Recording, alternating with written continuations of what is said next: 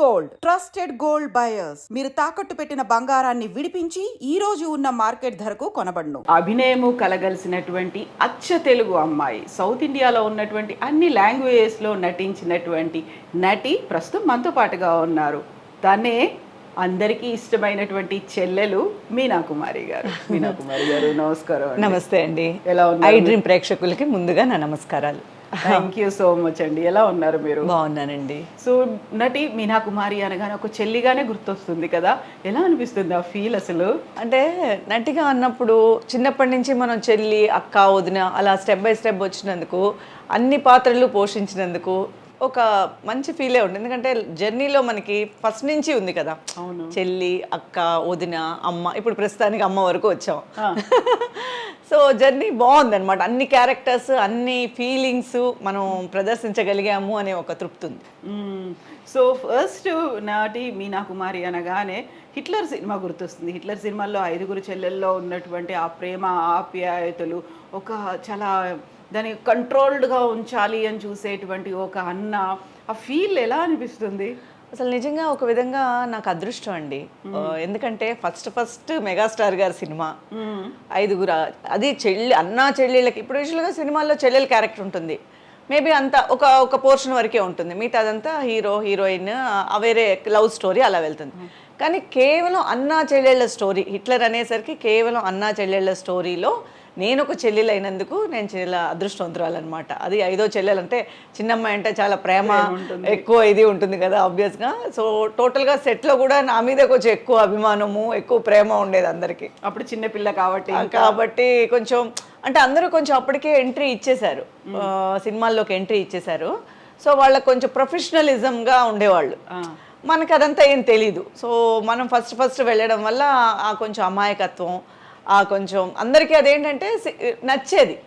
ప్రొఫెషనల్గా ఉండేవాళ్ళం కాదు, అంతగా మనకి తెలియదు కాబట్టి అందరితో నవ్వుతూ, అందరూ నాతో బాగా మాట్లాడుతూ, చిన్నపిల్లని ఇప్పుడు మన చిన్నపిల్లలు ఎవరైనా షూటింగ్ వస్తే ఎలా చూసుకుంటాం అలా ఉండేది అనమాట. ప్యాంపరింగ్ ఉండేది.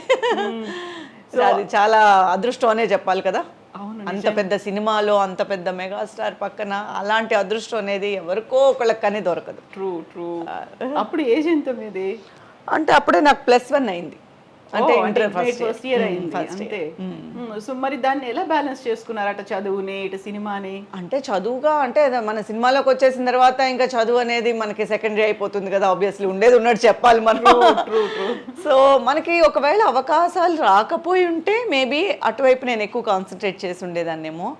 నాకు వెంటనే అవకాశాలు రావడం, అంటే నేను ఇదే కావాలి రోలు అని కూర్చోకపోవడమా, ఆ టైం నాకు తెలియలేదు. ఎలా అంటే మనం ఇలాంటిదే చేయాలి, అలాంటిదే చేయాలి. ఒకటి ఏంటంటే మన క్యారెక్టర్ చెప్పుకోవాలి సినిమా బయట వస్తే, ఓకేనా. తర్వాత మనకంటూ ఒక లిమిట్స్ ఉన్నాయి, ఆ లిమిట్స్ని దాటి మనం యాక్ట్ చేయలేము. ఈ రెండే అనమాట. అది తప్ప ఏ రోల్ చేయాలి, హీరోయిన్ చేయాలా, అది చేయాలా, ఇది చేయాలి, అలాంటి ఇది పెట్టుకోలేదు, రూల్స్ పెట్టుకోలేదు. సో నాకు వెంటనే చెల్లెలు దగ్గర హిట్లర్ చేసిన తర్వాత, నేను హిట్లర్ కన్నా ముందు రిక్షావాడు చేశాను చిరంజీవి గారితో. ఎందుకంటే అది పక్కనే వెంటనే వచ్చింది. నేను హిట్లర్ ఎలా చేశాను అంటే మామూలుగా మనోరమ గారి కూతురు కింద లవ్ బర్డ్స్ చేశాను, ప్రభుదేవ గారి సిస్టర్ కింద, పి వాసు గారి డైరెక్షన్లో. సో నాకు అది ఇది ముందానే నాకు కన్ఫ్యూజన్. అంటే మేబీ రిక్షావాడు తర్వాతే, అది పక్కన వెంటనే అనమాట. లవ్ బర్డ్స్ చేస్తున్నప్పుడు పి వాసు గారి డైరెక్షన్లో ప్రభుదేవ నగ్మా చేశారు, తమిళ్ మూవీ. అందులో చేశాను. అందులో చేస్తూ మనోరమ గారే ఇక్కడ కూడా అమ్మ అనమాట, చిరంజీవి గారి అమ్మ రిక్షావాళ్ళు. మనోరమ గారి కోసం మేనేజర్స్ వచ్చారు, మాట్లాడారు, ఏదో మాట్లాడుతుంటే అప్పుడు నన్ను చూశారు వాళ్ళు లవ్ బర్డ్స్లో. సో అక్కడ కూడా చిరంజీవి గారి సిస్టర్ క్యారెక్టర్ కావాలి అని చెప్పేసి వెంటనే నన్ను అడిగారనమాట. బట్ అందులో వర్క్ కొంచెమే, బట్ అది కూడా ఇంపార్టెంట్ రోల్గానే ఉండింది, బాగానే ఉండింది. ఆ తర్వాత హిట్లర్ అనేది అసలు అదంతా మాసిపోయింది అనమాట. మిగతా ఏ చెల్లెళ్ళు చేసినా కూడా అదన్నీ మాసిపోయి హిట్లర్ ఒకటే నాకు మెయిన్ టైటిల్ అయిపోయింది అనమాట. చాలా ప్లస్సే కదా నాకు. So true. అందులో ఎన్ని నాస్టాలజిక్ మూమెంట్స్, మెమరీస్ ఎన్ని ఉన్నాయో. ఆ తర్వాత కూడా కొన్ని దాన్ని ఏమంటారు, భయంకరమైనటువంటి సిచ్యువేషన్స్ బయట ఫేస్ చేసినవి కూడా ఉన్నాయి కదా. అవును, ఎందుకంటే చిరంజీవి గారిని తిడతాను కదా. ఓకే, ఒక్క డైలాగే చాలు సినిమా అంతటికి.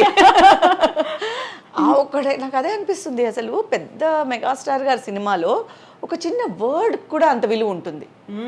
సో ఒక చిన్న నా సెంటెన్స్ చిన్నదే, నేను చూస్తే ఎముళ్ళా ఉన్నావు నాకు అనేది, బట్ ఆ ఫీల్ అనేది ఒక అన్నయ్య కష్టపడి పెంచి అన్నీ చేసిన తర్వాత ఆ ఒక వర్డ్ ఎంత హర్ట్ చేస్తుంది అన్నయ్యని. సో అది జనాల్ని ఎంత హర్ట్ చేసింది.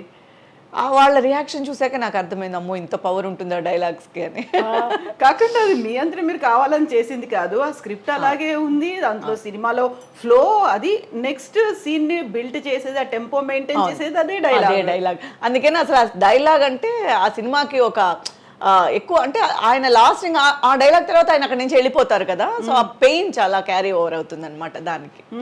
చాలా హర్ట్ అవుతుంది. అంటే నేను ఇంత అల్లారు ముద్దుగా పెంచుకున్నటువంటి తనే అలా అనేసిందే, ఏం నోరు తెరవని ఆ అమ్మాయి కూడా ఇలా మారిపోయింది అనేసరికి అసలు సినిమాలో అయితే గూస్ బంప్సే మొత్తం. మేము ఫస్ట్ అందరం కలిసి ప్రివ్యూ చూసాం. చిరంజీవి గారు, అక్క చెల్లెళ్ళు, మా వరకే ఒక ప్రివ్యూ వేశారు.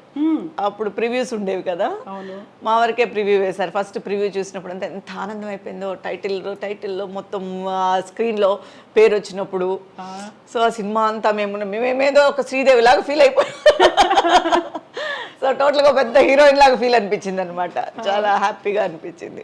సో బయట నువ్వు ఒక ఎముల్లా కనిపిస్తున్నావు అన్న డైలాగ్ ని ఎలా రియాక్ట్ అయ్యారు, అసలు ఎలా తీసుకున్నారు? అసలు ఇప్పుడు 50 days ఫంక్షన్స్ కంతా నేను చెన్నైలో ఉంటున్నాను కాబట్టి ఈ చుట్టుపక్కల వాటన్నిటికీ మమ్మల్ని పిలిచేవారు. సిస్టర్స్ అంతా చెన్నైయే, మమ్మల్ని సూళ్ళూరుపేట, నెల్లూరు ఇవన్నీ 50 days ఫంక్షన్స్ అంతా మేము అటెండ్ అయ్యేవాళ్ళం. హైదరాబాద్ అంటే కొంచెం లాంగ్గా ఉండేది, దానికి కూడా కొన్నిటికి వెళ్ళాము. సూళ్ళూరుపేటలో ఒక ఫంక్షన్, 50 days ఫంక్షన్ సంథింగ్ అని, సరే రమ్మన్నారు. మేమంతా నేను అప్పుడు అంబాసిడర్ ఉండేది, సరే ఒక అంబాసిడర్లో వెళ్తూ ఉన్నప్పుడు కొంతమంది సూళ్ళూరుపేట ముందు ఒక విలేజ్ దగ్గర చాలా మంది అడ్డుకొని ఆపేశారు కారు ఆపేస్తే ఎందుకు ఆపేశారో అర్థం కాలేదు. బయట అన్న అరుపులు వినిపిస్తున్నాయి. అప్పుడు అద్దాల పైగా అది ఏంటి అరుసు, ఏదైనా గొడవ అవుతుందేమో, రోడ్లు ఏదైనా ప్రాబ్లం ఏమో, తీరా చూస్తే ప్రాబ్లం నేనే. నువ్వు ఎలా అంటావు చిరంజీవి నా మాట అని. సరే నాకు కూడా అందరూ ఉన్నారు కాబట్టి కొంచెం ఇదిగానే, లేదా మళ్ళీ చూడాలంటే చూసి మళ్ళీ ఎందుకు అన్నావు, ఎలా అంటావు అని. మనకేం తెలుసు, ఇది మనం ఇంత ప్రెషర్ ఉంటుందని మనకెలా తెలుసు అనగానే ఒక విధంగా అది హ్యాపీగానే అనిపించింది. అంటే అంత రియాక్ట్ అయ్యారు, అంత ఇన్వాల్వ్ అయ్యారు ఆ డైలాగ్కి. సో ఈ విధంగా కొంచెం కొంచెం మనం ఫేమస్ అయ్యాము అనిపించింది. సో చిరంజీవి గారి మీద ఉన్న అభిమానం ఎలాంటిదో, వాళ్ళ అభిమానులు ఎంత రియాక్ట్ అవుతారో అప్పుడు అర్థమైంది. ఛాన్సే లేదండి. బయట అసలు మనం అనుకుంటాం కానీ మనం చూసేదంతా ఘోరంతే అనిపిస్తుంది. అంత అభిమానం ఒక్కొక్కళ్ళల్లో ఉందండి. ఈ చిన్న రోల్స్ చేసే మా మీదే ఇంత అభిమానం ఉండేటప్పుడు అంత పెద్ద లెజెండ్ యాక్టర్ మీద వాళ్ళ మీద ఉండే ప్రేమ అసలు అతీతం. వాళ్ళు దేనికైనా రెడీ, ఆ ప్రేమకి వాళ్ళు దేనికైనా ప్రాణాన్ని ఇచ్చేసే దానికి కూడా రెడీ, అలా ఉండేవారు. సో ఈ ఇన్సిడెంట్ చిరంజీవి గారితో షేర్ చేసుకున్నారా మీరు, తెలుసా? అంటే ఆ తర్వాత షేర్ చేసుకునేంత తెలీదు, కానీ గొడవ అయిందని అల్లు అరవింద్ గారికి వాళ్ళందరికీ తెలుసు. ఎందుకంటే అక్కడికి వచ్చారు కదా, ఫంక్షన్కి వచ్చిన అందరికీ తెలుసు. ఇమారని వాళ్ళు నవ్వుకున్నారు. ఇంకేమంటారు, చిన్నపిల్లని ఇలా అనేసరికి నవ్వుకున్నారు అందరూ. అవునా, సరే నువ్వు బాగానే వచ్చావు కదా, నిన్నేం కొట్టలేదు కదా ఎవరు. సో ఆ తర్వాత వెంకటేష్ గారికి కూడా చెల్లిగా యాక్ట్ చేయడం అనేది. అవును, జయమనదేరా కూడా నా కెరియర్లో హిట్లర్ తర్వాత గొప్పగా చెప్పుకునే సినిమా జయమనదేరా. అంతకుముందే సురేష్ ప్రొడక్షన్లో నేను కలిసుందనరా ఫస్ట్ ఫిల్మ్ చేశాను. కలిసుందనరాలో ఒక చిన్న రోల్ అయినా కూడా ఆ రోలే సినిమా మొత్తానికి ఒక ఆయుపట్లాగా. సో టోటల్ బేస్ స్టోరీయే దాని మీదే ఉంటుంది. సో నేను కలిసుందనరా చేశాను. ఆ తర్వాత సురేష్ ప్రొడక్షన్లో రెగ్యులర్గా నేను ఒక 5 సినిమాల వరకు చేశాను. నాకు నేను, నీకు నువ్వు, కలిసుందనరా, జయమనదేరా. సో తర్వాత ఇంకో 2 సినిమాలు ఏదో కూడా చేశాను. సో కంటిన్యూస్గా పిలుస్తూనే ఉన్నారు. జయమనదేరాలో మాత్రం నాకు మంచి రోల్ వచ్చింది. మంచి అంటే టోటల్గా ఒక ఫ్లాష్ బ్యాక్కే ఒక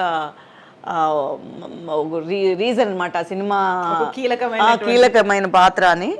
అది కూడా నాకు కెరియర్లో మంచి పేరు తెచ్చిపెట్టింది జయమనదేరా కూడా. అది కూడా మర్చిపోలేను.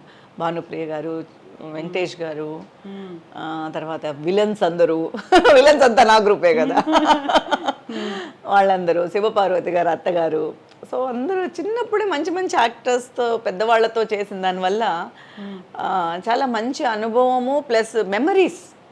ట్రూ. ఈరోజు వాళ్ళకి చాలా తక్కువ అది.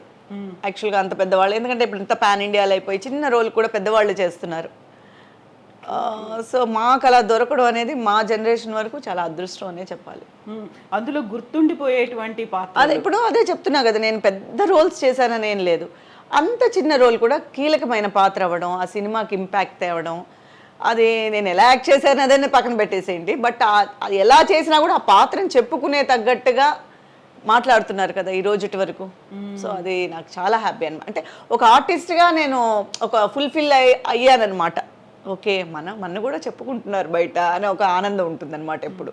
సో వెంకటేష్ గారి సినిమా తర్వాత అలాంటి ఇష్యూస్ ఈ బయట నుంచి ఏం రాలేదు కదా? కర్నూలులో అలాంటివి రాలేదు, బట్ కర్నూలులో ఆ ఫైట్ ఉంది కదా, ఎండ్ ఫ్లాష్ బ్యాక్లో ఒక ఫైట్ ఉంటుంది. నేను విలన్ని చంపేయడం, ఆ తర్వాత విలన్స్ నన్ను అన్నని చంపేశారని చెప్పి నేను ఇది చేసి, బట్ విపరీతమైన క్రౌడ్. అసలు ఆ ఫైట్ అయితే ఎర్రటి ఎండల్లో చిరంజీవి అదే వెంకటేష్ గారు కానీ, భానుప్రియ గారు కానీ, నేను ముగ్గురం ఉంటాము. చాలా క్రౌడ్ అయిపోయింది, అసలు చాలా కష్టం అయిపోయింది అప్పుడు అప్పట్లో. సో అంత నెగిటివ్ అనుభవం ఏం లేదు, ఇలా తిట్టడాలు అదంతా లేదు, కానీ దానికి చాలా కష్టపడడం. ఇక్కడి నుంచి మేము బై కార్ వెళ్ళడం, ఆ కారు మధ్యలో చెడిపోవడం, మేము చాలా స్ట్రగుల్ అయి వెళ్ళడం, అలాంటి పర్సనల్గా నేను కష్టపడ్డాను దానికి.